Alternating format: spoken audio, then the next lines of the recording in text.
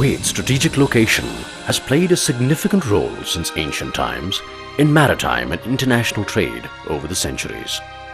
Archaeological finds dating back to the Mesolithic age attest to the fact that Kuwait was one of the oldest regions inhabited by man in the ancient age.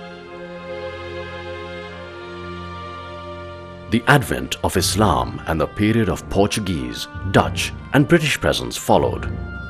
Kuwait's emergence and existence as an independent political entity dates back to as early as 1630. In about 1756, the Kuwaitis elected Sabah bin Jabir as the Emir of Kuwait to administer justice and the affairs of the town. Under the Al Sabah's stable rule, Kuwait transformed into a prosperous and influential independent country.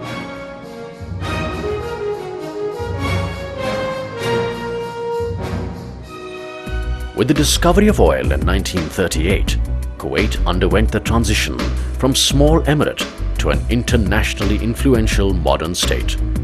Modern infrastructure, factories, power generating stations and desalination plants came into being. Kuwait became a sovereign state in June 1961.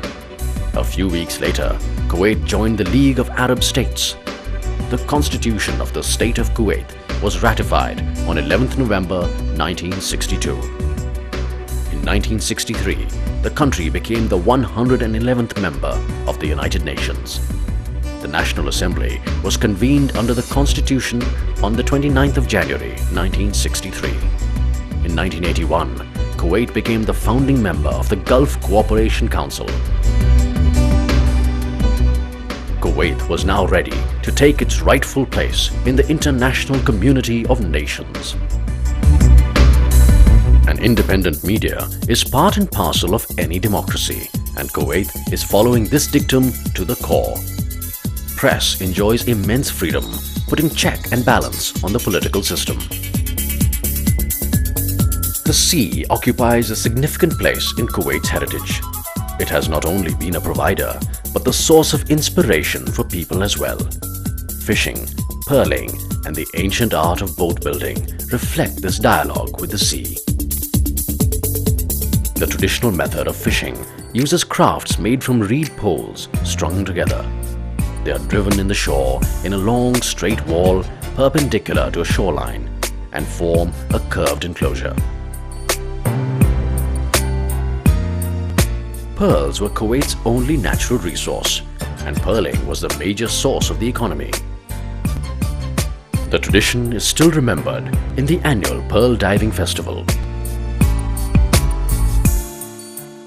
Shipbuilding using imported material, especially from India, became an important industry and contributed immensely for the indigenous trade of the region.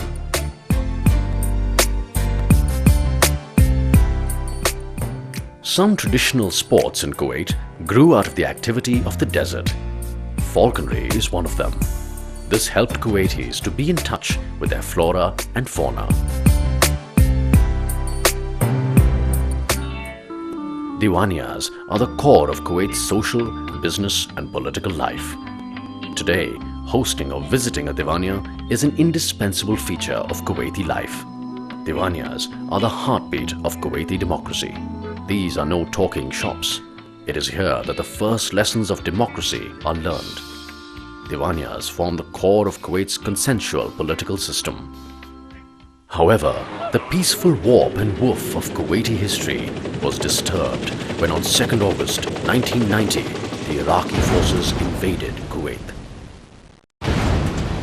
Though along with the United Nations, the whole world condemned the invasion,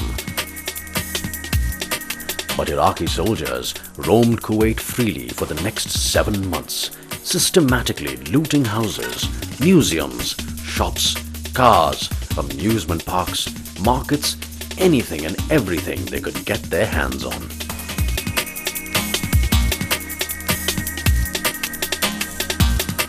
They torched more than 700 oil wells, targeting Kuwaiti resources and causing environmental catastrophe, not only of Kuwait, but of the world.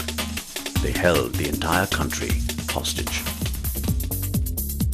On the 26th of February 1991, the Allied forces liberated Kuwait.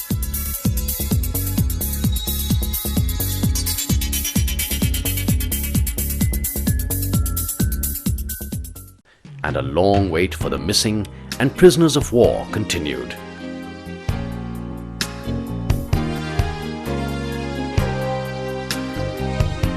Though the reconstruction process started immediately, and very soon Kuwait again came shining on the world arena.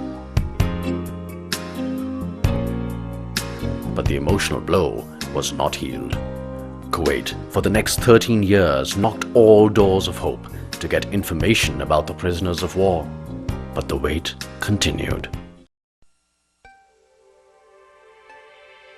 The removal of Saddam Hussein's regime in April 2003 brought a sigh of relief to the world and brought about renewed hope for the families of the prisoners of war that they could finally get some information on their loved ones. But the world was shocked to see the catastrophe at the mass level when the ouster of Saddam Hussein brought another tragedy of enormous proportions to light. Many of the mass graves found in Iraq also contained the remains of Kuwaiti prisoners of war, believed to be missing for all these years. On May 17, 2003, the first mass grave was discovered in Iraq.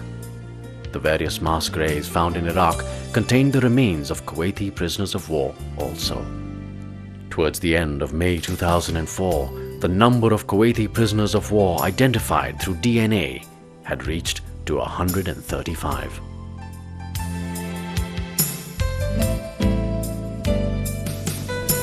Nevertheless, the immense tragedy has not deterred the Kuwaiti authorities in extending a helping hand towards the development of mankind in the form of aid and loans, which continues through its three agencies: